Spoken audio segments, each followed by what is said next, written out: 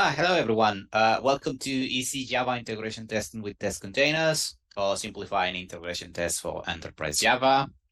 I'm Fabio Turizo. I work as service manager for Microservices Limited, one of the organizations that belong to the Jakarta working group, and you hopefully know about us in some form. I am based on the beautiful city of Barranquilla here in Colombia, on the other side of the world. Nice to be here again. I think that this is my second talk at the Jakarta Online event. Always loving speaking at these events and spreading around what's new and what's all new in all the world of Jakarta in general. So again, you already have sponsored talks, so I won't go much into detail. Just to reiterate what you probably know about Microservices being strategic members of the Eclipse Foundation. We work in conjunction with other companies and organizations in order to push Jakarta to, the innovation, making sure that our user base and our customer base understand what they want, and making sure that Jakarta is catching up with times. We're also part of the committee members, or we are committee members of the project management of Jakarta. So in a sense, we have some deciding power over the discussions that come around for both of our community and our customers.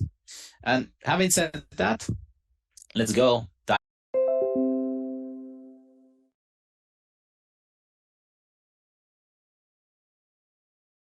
You are making sure that if you can encounter a flaw before that component gets an update or gets updated to a new version, or its dependencies are updated to a new version, then you can find those flaws as quickly as you can. And another important thing is to test system dependencies. If, for example, your application depends on a specific database, and that database has vulnerabilities reported, or it has limitations, or it has known issues that may affect your production environment, or the way that your application works in its operational, let's say, context, then you have to be aware, okay, what happens when those updates and when those components have to be in place. So something that I forgot to mention because I jumped right into the talk.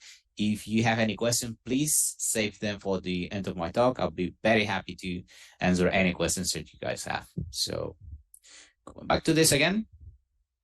The main integration testing frameworks in Java are based on unit testing frameworks like JUnit, TestNG, Spokes, but most of the integration testing frameworks are highly dependable on the platform. So, for example, Spring has its own Spring testing framework that is based on, well, it's compatible with the three that I mentioned.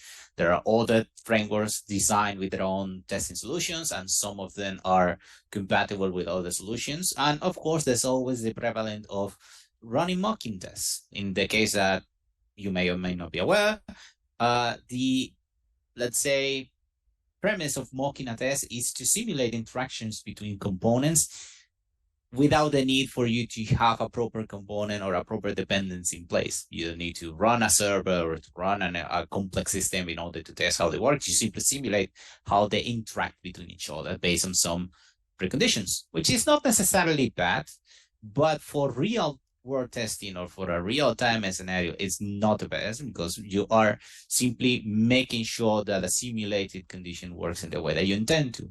But what usually is chaos, and that won't help you naturally test how the dependency of the application itself will behave on a production environment or in the real world. So that helps to persist the works in my machine problem, in the sense that, oh, the intention of integration testing is to solve this problem.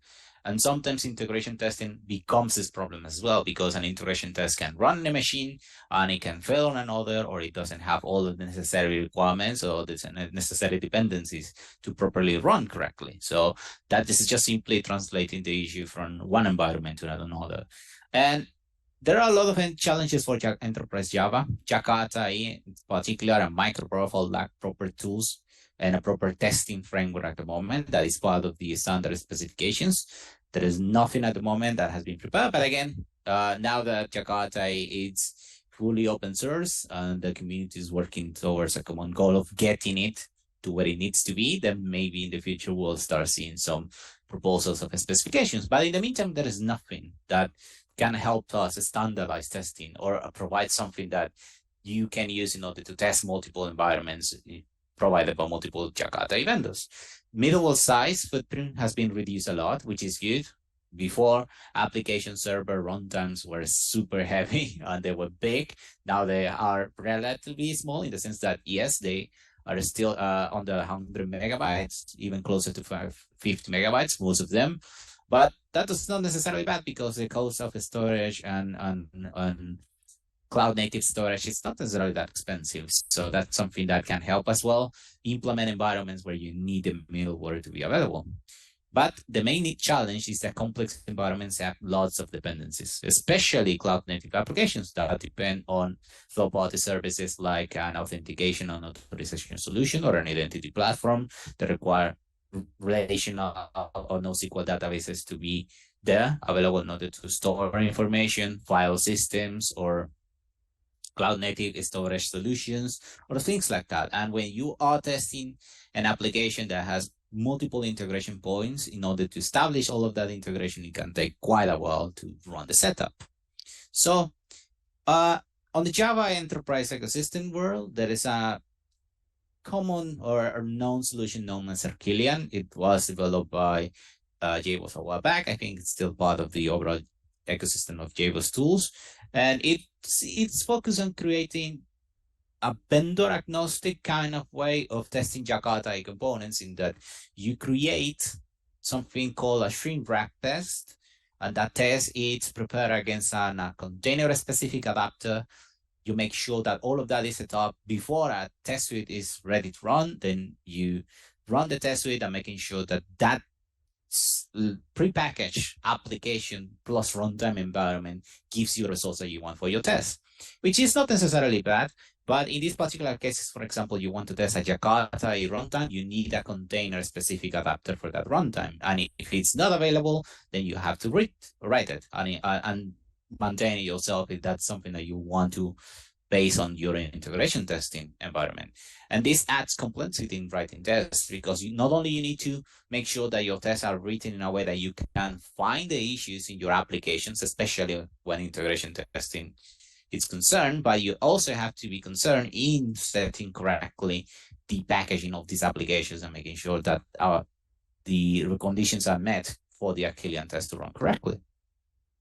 And here is an example that I have using JUnit 4. You have an Arquillian test called person.test. test. You are testing a data abstract object. For all of those that are old, not familiar with that pattern, that's just simply an access data object that allows you to interact with, in this case, person data. So you have an AGB on a stateless stream that allows you to create and interact with the data of the persons in the system. And you are injecting, in this case, test data that you want to verify if that is correctly. So for Arquillian, the easiest way to set up a test is just to create a shrink wrap package. In that case, you are giving it a WAR file. In this case, will be the application WAR file, in this case, name Arquillian-example. You add, or in this case, I'm creating this with the classes in the corresponding project. I'm adding these two classes, the person class that corresponds to the entity of the data being manipulated, and the person DAO class, and I'm adding a resource, in this case, a test persistent XML that corresponds to persistence deployment descriptor for the Jakarta Persistence API that contains how my classes are mapped to the corresponding database tables and all the persistence configuration of the application. And in this case, the test is just simply concerned to, okay, before everything, you need to prepare that the data is ready. In this case, okay, how do I prepare this? That's not the concern of the test. That's something that you have to make sure for the test to correctly run. And the test itself is, okay, I want to see if all of the persons that I am retrieving from the database, in this case, is correct. And in this case, okay, the data that I prepare only has one person in there. So you retrieve all of this using all of the person objects using the getAll method. Make sure that it's a list of size 1 and that it contains a person whose name is John Malkovich, for example. And in this case, well, the test data is just a dependent class that I'm using in order to simulate how data will be created. And in this case, you can see that I'm not actively using any database. The only thing that I'm doing is tricking the Arquillian engine to make sure that, whenever you need data, you will retrieve it using this entity miner.persist method, create new data on, but probably in this case, the sample or the default data source for that Jakarta runtime, which again, it's a convoluted way of preparing the data that you need to make sure that you're retrieving the data in particular. So that leaves some gaps to be filled. So you have to assemble a part of the application to test it. You can just simply grab your application in the natural state that it should be shipped or promoted as a test or a QA or production build. You have to grab the application and assemble it in some form to make sure that a part of it is functioning in the way that it should. This includes all of the codes and resources that you need for that application to work correctly. And in this particular case, you are testing the persistence layer, but not the store. You are not concerned itself on what database you're using. What happens if tomorrow your application is being migrated from a particular database engine to another because of budget reasons, or because you want to change your licensing model, or because or organization is just simply forcing you to make that change. So all the build tests need to be written with that in mind. But in this particular case, the Arquillian test doesn't reflect that. So there's no way to test again that, and you can test different configurations. What happens if, for example, you need to fine-tune parameters to making sure that the application still reacts in the same way, functionally speaking? Absolutely not. So this is not a real world test in a sense. It is an integration test, but it's not something that is akin to what you are going to encounter in the real world. So one solution, again, this is not a panacea, but this is a recommended solution, is to use Testcontainers. And Testcontainers is a really nice technology that it's gaining traction since a couple of years ago. It's a solution based on Docker containers, in that allows you to develop like with unit testing, in that if you have a technology, a software product, or whatever you want to call it, that runs on Docker in one way or another, then you can just simply create integration tests that take advantage of that Docker image that you are able to use to create containers, where the main goal is to provision the container, run your tests against that container and another set of containers that you need to simulate or emulate your dependencies, and get results and kill everything. And then that simplifies the way things have been done. This also allows you to ease the networking setup, because creating Docker containers that live in the same network is really easy, because again, the Docker and the container technology itself has become highly intuitive in that way, in that creating a container is just really simple. Setting up a network and making the containers join that network is simple as well. This allows you to also test data access layers. So I need a PostgreSQL database. Cool. I create a PostgreSQL container, set it up in a way, connect my application runtime to it, and that's it. Do I need to switch that up to a MySQL runtime? No problem. You just simply reconfigure the container to be a MySQL container and reconfigure the parameters to making sure that that connection is available, and voila. And this takes advantage of the portability of Docker itself to make sure that your integration tests are fully portable. I am putting on star in there because there are some caveats. There is no 100% portability, but you can be as portable as you can within this environment. So benefits, as I mentioned, tests are user-focused. So instead of concerning yourself on making sure that, the developer can create a test that they can use, no, setting the container is easy. Then the test itself is, how is the user expected to interact with this application? Will they create this object, or will they log into the application and get a result? What happens when the login credentials are not correctly? And in that idea, you start simulating user experience testing or user acceptance testing. So you can do effective black box testing, because again, you are not concerning yourself with creating the runtime. The runtime is already provisioned with you and it exists on a Docker container. It's not necessarily black box, because depending on how accessible that container is, you can even access it in mid-testing in order to make sure that things are going well. You can run even security audits if possible. What happens, for example, you want to make sure that your product and your application follows a set of security standards and is up to acceptable threshold of, oh, there are no vulnerabilities reported in these components and there is no way to penetrate or run remote code execution attacks against a particular application, that's something that you can do. And you can automate, because in this way you can quickly switch up containers based on the specific patch releases of whatever technology you're using. And this allows you to identify flaws in these specific technologies, in the sense that, oh, what happens if I am running a particular database server? Oh, there are specific errors in that database server. I need to upgrade. Okay, cool. Then you have to apply a particular patch or upgrade, and then your integration test might completely be green or be pass. So test containers are really simple to set up. The only requirements are that you need to, of course, have Docker available. And at the moment, the test containers only supports Linux containers. Windows containers are not yet supported, sadly, but for the purposes of testing itself, this is not a big deal, because most testing environments can be created quickly in Linux servers and any cloud environment or cloud service that you can find. The test frameworks at the moment are supported at JUnit 4 and 5, and Spock. TestNG is not supported at the moment, and you need to be have some knowledge of Maven and Gradle, because the way that you set up the projects itself and the dependencies is through this build project or these project management tools.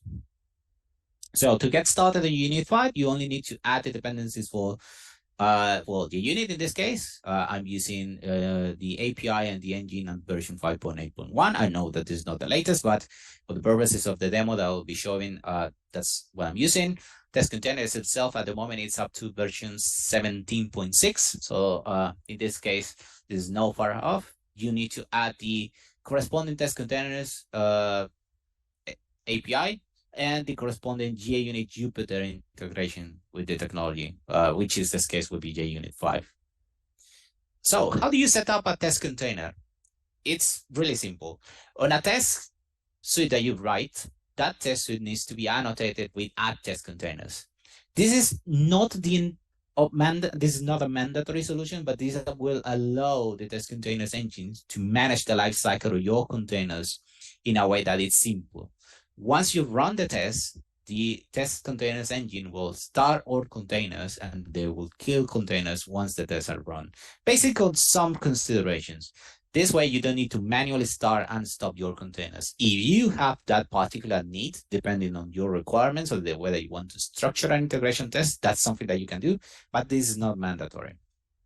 So you create a container, pass it a Docker image name, which is an object that uses the traditional Docker image naming convention, and configure what ports you want to expose and how the commands you want to run in that. So once the container starts, it will automatically expose all of the ports listed here, and it will run with this command. So let's assume that I have an application name F3 of my app as a Docker image. I am running it with this bash shell script, and automatically the container will start running. And a simple test is just making sure that the container is running. So you just show is true or run, you assert, that the my app container, which is the object of the generic container instance in here, is running. Pretty simple.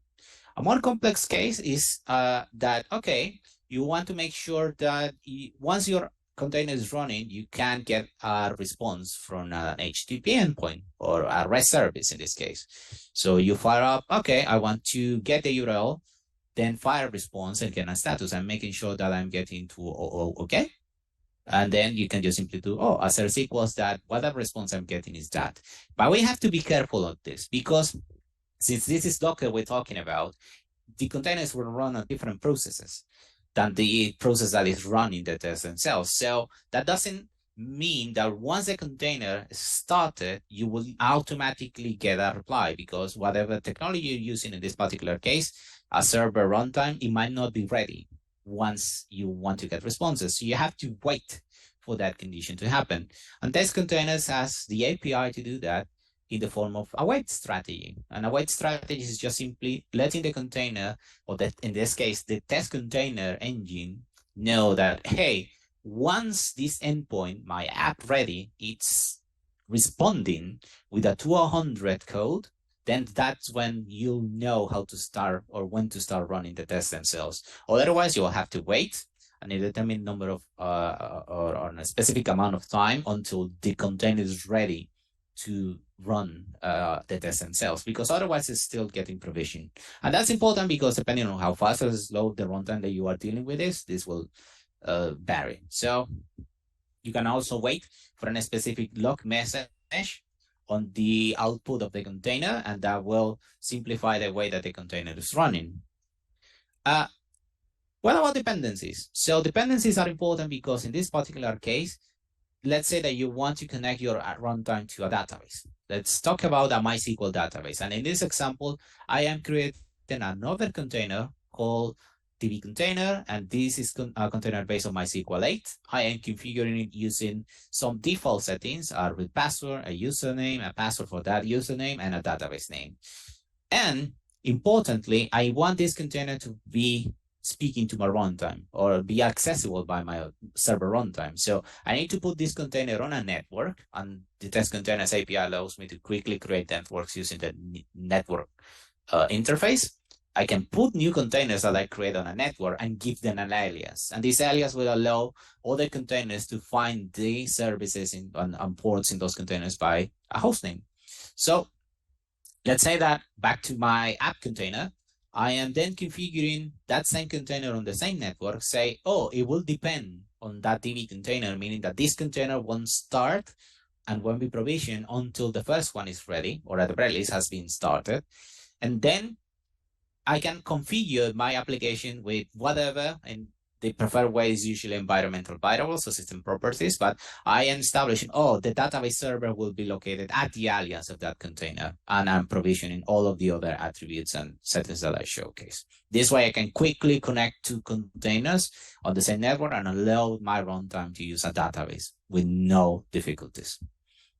As I mentioned, Testcontainers has official database support for relational databases. They have particular modules, as they call them, or that comes with prepared special objects for wrapped containers for MySQL, MariaDB, Oracle Express Edition, DB2, Postgres, NoSQL solutions like Couchbase, MongoDB, Neo4j, Cassandra, and OrientDB. There are many others, and if you do not have a solution in here, anyone can create a module that can make their life easier when they prepare the tests. And to use these modules, you can just simply add the dependencies on your code. So for that particular Maven project, these are the dependencies for the MySQL module. So you need the test container itself. And if in the case that you're interacting with the container itself via JDBC, for example, then you need the MySQL JDBC driver. And the way that you create a container in this way is just specifying, oh, I want a MySQL container, not a generic container, and then you reconfigure. And note that I'm not passing any properties in here for the passwords or the username. The container will provision everything for me, and I can obtain these values by just simply calling the MySQL container get user, get password, and get database name methods. That way I am not concerned with providing sample credentials, because again, all of this is on a test environment. So that is not something that I should worry about. I can also use that container to just simply run a quick test. And this is just plain Java of connecting to that container, making sure that I can execute a query and making sure that I get a result. So before even testing the applications themselves, I can just simply run some quick tests and making sure that functionally my database is ready. And that will simplify the way that integration tests are written. You can also use Docker Compose. Docker Compose has a way of establishing more complex environments using a YAML file, depending on whatever testing or integration environment you want to set up. That is something that may make your life easier. There is also support for other solutions, modules for Elasticsearch, Apache Kafka, RabbitMQ, Solr, Nginx, Toxiproxy, etc. Many multiple solutions in the market. And again, as I mentioned, you can create your own custom module if there is something that you need for your particular environment. So some caveats. Docker adds an extra layer of processing. Again, Docker needs additional resources, memory and CPU power in order to run these containers. So resources will be needed for full coverage, and depending on how big your integration tests get, then that will increase the overall time of the test itself. So of all the integration tests themselves. So you have to be careful in budgeting all of these resources for a testing environment. Middleware must be prepared for Docker. So if you're using a solution that doesn't have a corresponding Docker container support or Docker image support, then you will have to create your own and the dependencies for those. But mostly everything, every popular or commercial, both commercial and community solutions have Docker support in some way. So that's not necessarily a big deal. And lastly, black box testing is not suited for all software. Sometimes you want to test the components and see what's happening inside, and Docker containers are not maybe the best way to do this, but that will depend. For most enterprise Java applications, this is not really a limitation. There is also another way to test this. There is a solution called Testcontainers Cloud that is offered by the people that developed the Testcontainers project. You can try to get access to this because it's a really good service where you don't need a local Docker environment to run your tests. You can just simply run the tests and outsource them to a separate cloud instance that is already prepared for you that will run your tests. And if you want more information, you can just go to Testcontainers Cloud and see for yourself and try to get access to the service as well. So we'll show a quick demo. It's located on GitHub on my personal account under conference demo. And the demo, it's a really simple Jakarta application that this is a demo that I showcased on most of the talks that I did. It's composed of 3 services, of 3 microservices that are used in order to create conference sessions and manage the sessions that will be held in a conference, either online or presence, whatever, because it's inspired by the really old, let's say, micro profile application that was created with that in mind.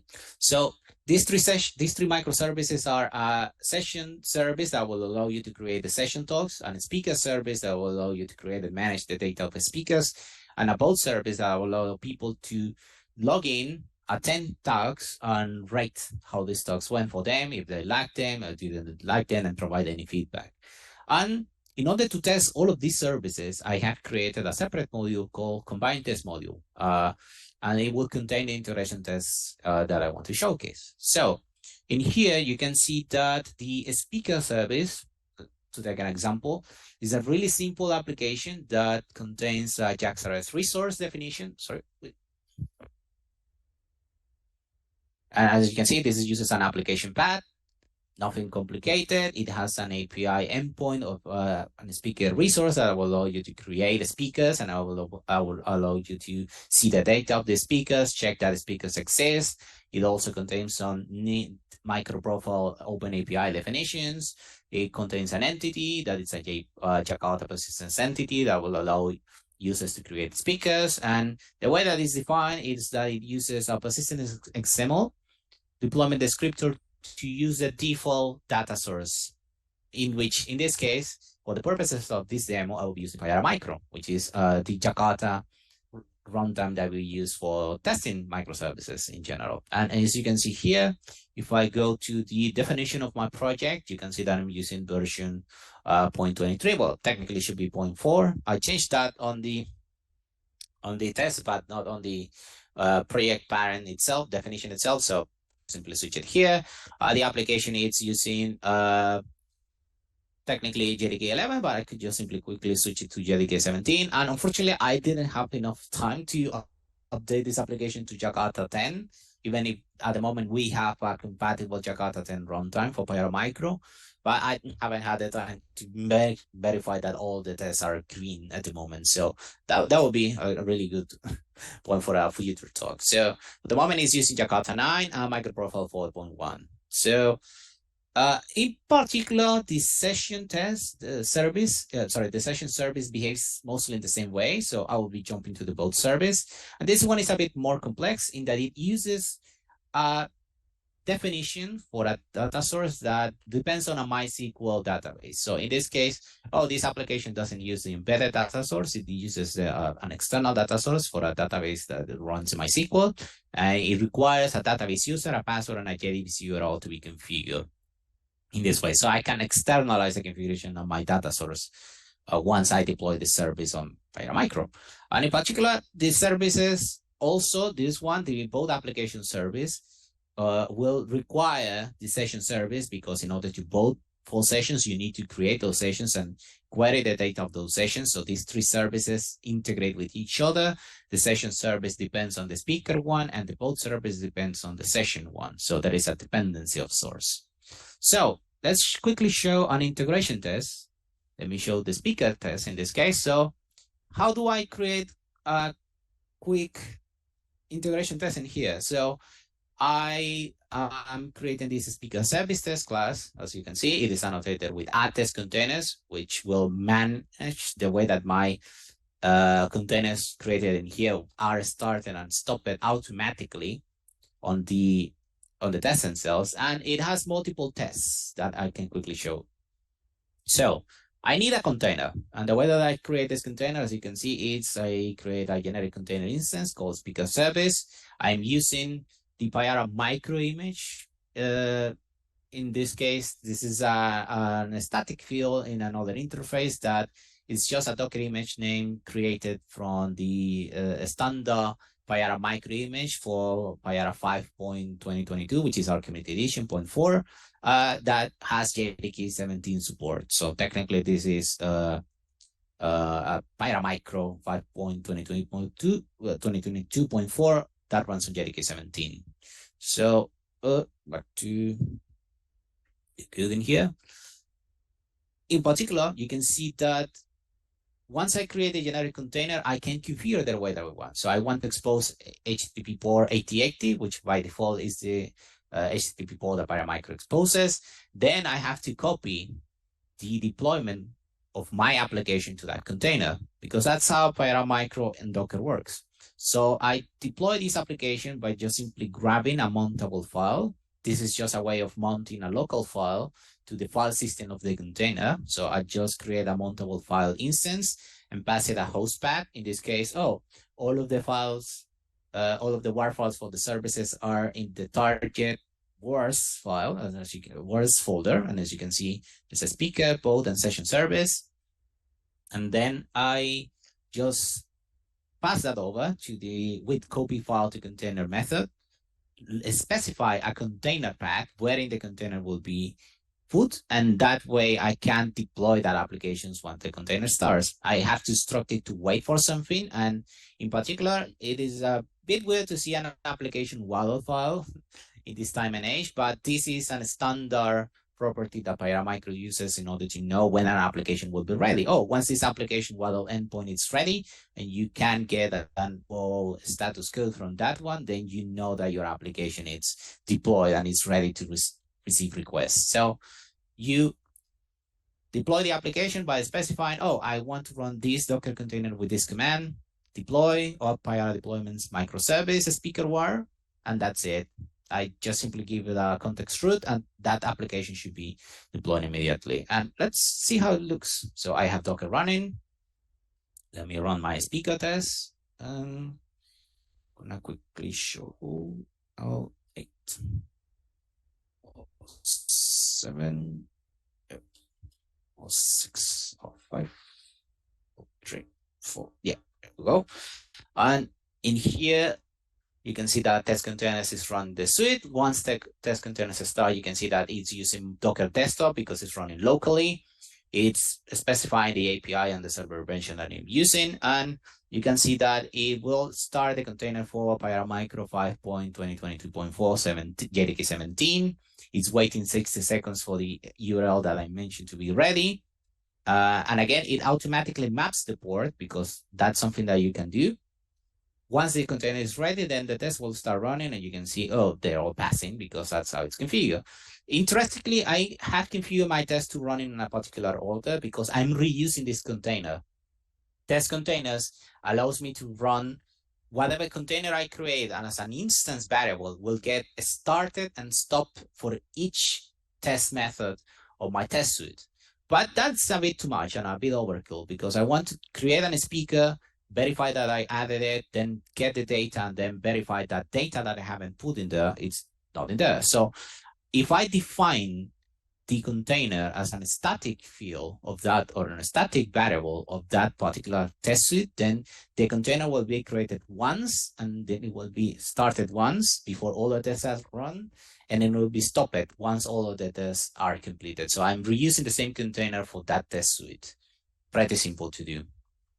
So because I don't have much time, let me quickly show you then how it would look for a more complex case. So in here, I have a really more complex case for the bulk service test. And in here, I have the three services, the speaker service, the session service, and the bulk service. Remember what I told you, that one depends on the other and that depends on the first one. So I am configuring all the services are containers, and I'm also preparing a database for a MySQL container.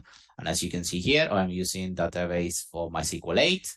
I'm putting that on a network and giving it an alias, and I am configuring that as a way of, oh, it will run in this network. All of the containers are running on a network.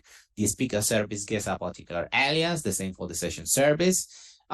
The way that these services are interacting with each other is that I am configuring environment variables for microprofile properties. In this case, it will be microprofile REST client. For the session service, it needs to know when some services of the or REST endpoints of the speaker service are available. Oh, that is simple. Just simply pass that environment variable and set it up to this URL because this is the alias of that container. And the same for the database. I am configuring the database using environment variables. I am creating a JDBC URL using the alias as the host name. I'm getting the database name from the container itself. I'm using the username and password for the database containers themselves. I have not provided any default values because I don't care about those. This is a test environment. And everything else is set up mostly in the same way. So I can just simply start this one. Let me run it. All three. Sorry, all two. No, all four. There we go. Okay, so it should be running in here. Okay. And as you can see, services are starting. And since this is Docker I'm talking about, I can show you that the containers are also starting in here. So I can also access these containers while they are getting created. You can see that this is the container for Pyramicro, and this one is probably deploying one of the services. The first one will be the speaker service. And this will simplify the way that it's running. So let me get back to the containers themselves. So I have to wait a few minutes until everything is ready and ready to go, because I have a bit of a powerful machine. Everything is going quickly, so fast. So technically the one has created 3 containers, 1 for the database and 2 for the other services, and I'm missing the final service. And once that is ready, then we'll start running the tests themselves. So let's give it a few seconds.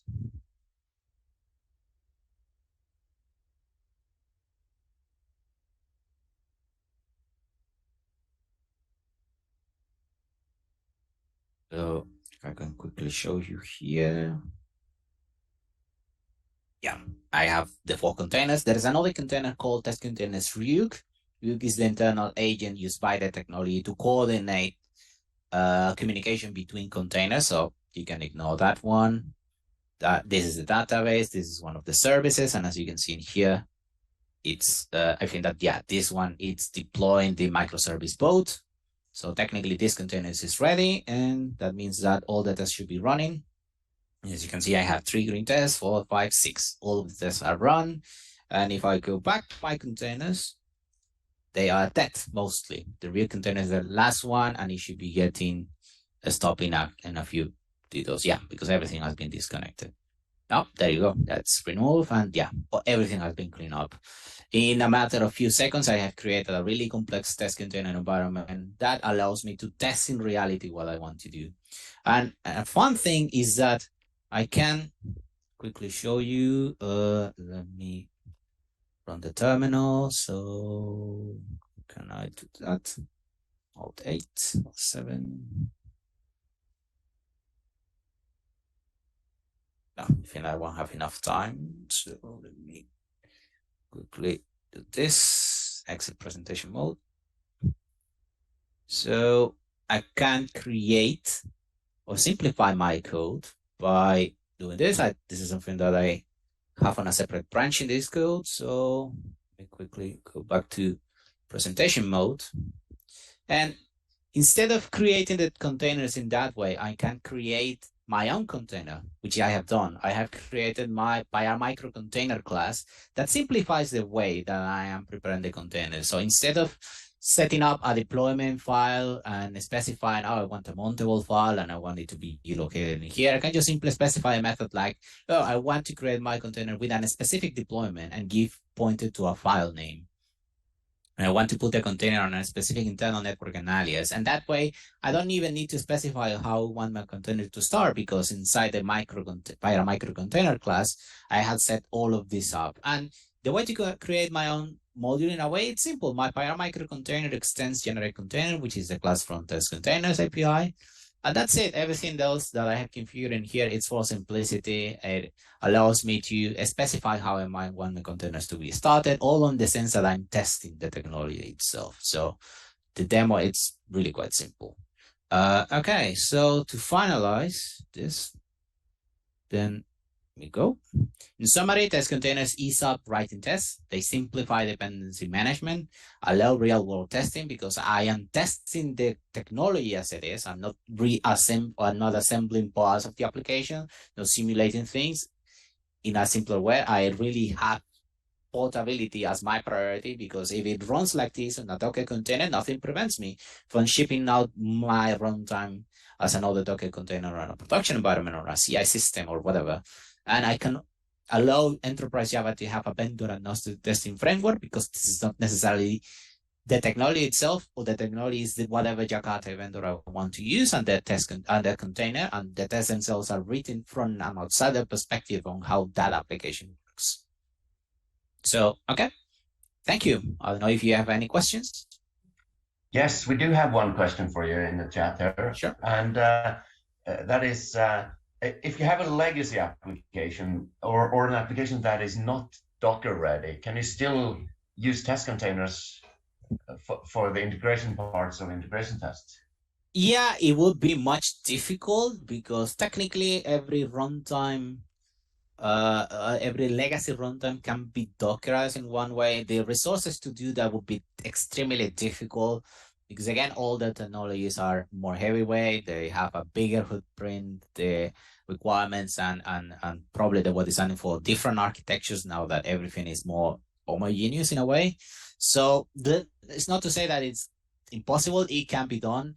You have to make sure that the military to wait. Well, that is something that you want to do, because if you see the effort on Dockerizing a legacy technology that doesn't have official Docker support, only for testing and creating a proper integration testing environment, then that might not be a really worth effort to put into. So it might be easier just to simply set up a different virtualized environment where your legacy application or technology can live, and that way that you can get easier benefits rather than just making sure that is the case. If performance is not a main concern, that's something that you can consider doing, I would say. But that would depend specifically on what technology we're talking about.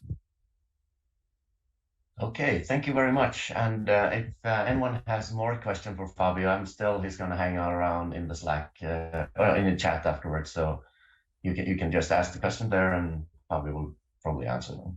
Yeah, my pleasure. Many thanks for inviting me and for having me here. And I think that's all. So see you then.